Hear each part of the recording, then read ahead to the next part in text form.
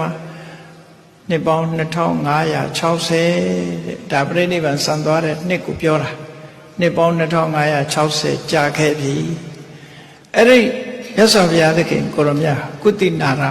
ပြိဋိဘံဆံသွားတယ်ဓာတုဝိထာရိကံအာတိဓာတ်တော်တွေအစိတ်စိတ်ကြအောင်ဒိဋ္ဌာန်တော်မူခဲ့တယ်ဒါကြောင့်မို့လို့ဓာတ်တော်တွေဟာဒီကနေ့စိတ်စိတ်မောမောဖြစ်ပြီးတော့ကမ္ဘာအနှံ့မြန်မာနိုင်ငံအထိအကုန်လုံးဟာဓာတ်တော်တွေကိုကိုးကွယ်နော်စေရီပေါင်း8400ဆိုတာအတောကမင်းကြီးကစေရီဓာတ်တော်တိုက်ထဲကစေရီတွေဓာတ်တော်တွေကိုယူပြီးတဲ့အခါမှာအလုံးကိုးကွယ်ခွင့်ရအောင်ဆိုစေရီပေါင်း8400တီထောင်ပြီးတော့တီထားပူဇော်ပြီးတော့ကိုးကွယ်ခွင့်ပေးထားတာပေါ့နော်အဲ့တော့စဉ်းစားကြည့်လိုက်မယ်ဆိုလို့ရှိရင်လောကကြီးမှာများတဲ့အရာဆိုတာတစ်ခုမှမရှိဘူးတစ်ခုမှမရှိဘူးမအိုမနာမသေးဆိုတာလဲလူလောကမှာမရှိဘူးအကယ်၍သာတတ်နိုင်မယ်ဆိုလို့ရှိရင်သင်္ခါရတရားတွေကိုမြဲအောင်လုပ်နိုင်မယ်ရှိလို့ရှိရင်ဒီပင်ကရာမြတ်စွာဘုရားလည်းဘုန်းကြီးတို့တွေဖူးခွင့်ရမှာပဲရှိနေအောင်ပဲလေရှိနေအောင်တော့လောကကြီးမှာဘယ်သင်္ခါရတရားမှသာဝရတည်ရှိတာမရှိဘူးဒါကြောင့်မြတ်စွာဘုရားကိုမိရိတော်ဂေါရမိကြီးကနောက်ဆုံးအချိန်မှာမြတ်စွာဘုရားကိုရှ िख ိုးတယ်သူဘုရားရှ िख ိုးလေးကဘယ်လိုရှ िख ိုးတာတုံးဆိုစိရံဇီဝမဟာဝေရကပ္ပံဒိဋ္ဌမဟာမုနိနော်မဟာဝေရကြီးမားသောလုံလရှိတော်မူသောအိုရှင်တော်မြတ်ဘုရားစိရံဇီဝအကြာဟာကြီးအသက်ရှိတော်မူပါဘုရားကပ္ပံဒိဋ္ဌမဟာမုနိမဟာမုနိတကယ်မြင့်မြတ်တဲ့ပညာရှိဖြစ်တော်မူတဲ့မြတ်စွာဘုရားကပ္ပံအာယုကပ္ပလုံးဒိဋ္ဌတည်တော်မူပါဘုရားတကဘာပလုံးတည်ပါဘုရားသို့မဟုတ်တတန်တရားပြည့်အောင်နေတော်မူပါဘုရားဒါလည်းမကဘူးရာသက်ပံဘဝကဘယ်တော့မှမအိုမနာမသိနေပါဘုရားလို့ဆိုလိုတယ်နော်သဗ္ဗလောကတအထာယဘဝတုအစရမရောမြတ်စွာဘုရားကြောင့်လောကသားတွေဟာကြီးပွားတိုးတက်ကြတယ်ဒါကြောင့်လောကသားတွေအားလုံးအတွက်အစရမရောမအိုမသေးဘဝတုဖြစ်တော်မူပါလောကသားတွေအကျိုးဖြစ်ဖို့အရှင်ဘုရားဘယ်တော့မှမအိုပါနဲ့ဘယ်တော့မှမသေးပါနဲ့လို့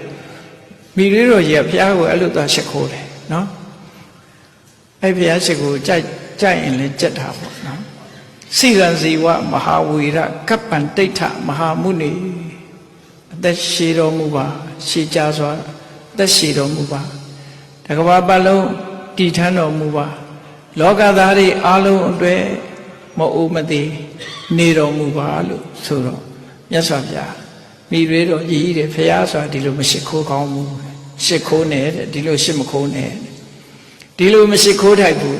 ဘာကြောင့်မရှ िख ိုးထိုက်တာတော့ဆိုမအိုမနာမသေးရှိမှမရှိတာဟုတ်မရှိဘူးအဲဒါကြောင့်မြတ်စွာဘုရားက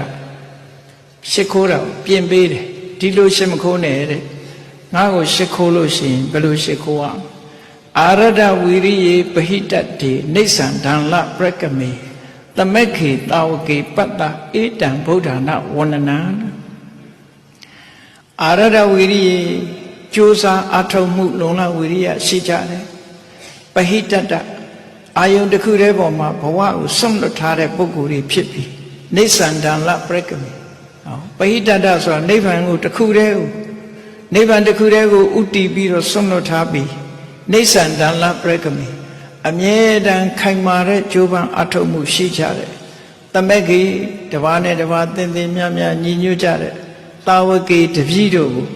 ပတ္တရှုမြင်တော်မူပါလို့ဒီလိုပဲရှ िख ိုးပါတဲ့နော်အသက်ရှိပါစေလို့လည်းရှ မခိုးခိုင်းဘူးတကဘာပတ်လုံးတည်ပါလို့လည်းရှ မခိုးခိုင်းဘူးမအိုမနာမသေးဖြစ်ပါလို့လည်းရှ မခိုးခိုင်းဘူးမဖြစ်နိုင်တာကိုမလုပ်နဲ့လို့ပြောတဲ့သဘောပဲစဉ်းစားရတော့နော်အဲ့ဒါကြောင့်အာရဒဝီရိယေပဟိတတေနိစ္စံဒံလပရကမေသမက်ခေတာဝကေပတ္တဧတံဗုဒ္ဓနာဝန္ဒနာအာရဒဝီရိယေအထောက်အသောလုံလဝီရိယရှိကြတဲ့ပဟိတတနိဗ္ဗာန်တည်းဟူသောဥတည်ချက်တစ်ခုတည်းသာရှိကြတဲ့နိစ္စံဒံလပရကမအမြဲခိုင်မာတဲ့လုံလဝီရိယကြိုးစားအထောက်မှုတွေနဲ့ပြည့်စုံကြတဲ့သမက်ခေကိုယ်စိတ်လုံးဝညီညွတ်ကြတဲ့တာဝကေတပည့်တာဝကတို့ကိုပတ္တတွေ့မြင်နိုင်ပါစေဆိုပြီး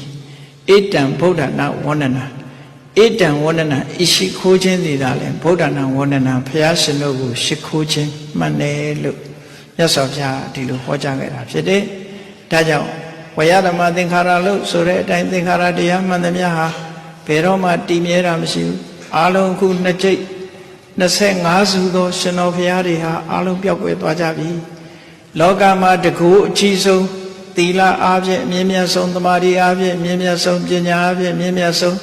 လောကသားတွေရဲ့အကျိုးစီးပွားကိုဆောင်ရွက်တော်မူနိုင်ဆုံးဖြစ်တဲ့ပုဂ္ဂိုလ်သူမြတ်တွေဟာတပါးမှမရှိကြတော့ဘူးဆိုတာကိုတတိတံဝေကယူချပြီးတော့လောကမှာဘယ်အရာမှမြဲတာမရှိလို့တို့တွေဟာလည်းသင်္ခါရမှန်သမျှမမြဲလို့တို့ဘာတွေလုပ်ရမယ်ဆိုတာကိုယ့်ကိုယ်ဆုံးဖြတ်ကြရမှာဖြစ်တယ်ပေါ့မမြဲတဲ့သင်္ခါရတရားတွေမမြဲတာဖြစ်သောကြောင့်မြတ်သောအကျင့်သီလသမာဓိပညာသိက္ခာ၃ရပ်အကျင့်မြတ်နဲ့ဟောဒါနသီလဘာဝနာကုသိုလ်တရားကိုတို့တွေကြိုးစားအားထုတ်ကြရမှာဖြစ်တယ်လို့ကိုယ်စီတတိတရားရပြီးကုသိုလ်ဖြစ်ပွားအောင်ကြိုးစားနိုင်ကြပါစေကုန်သတည်း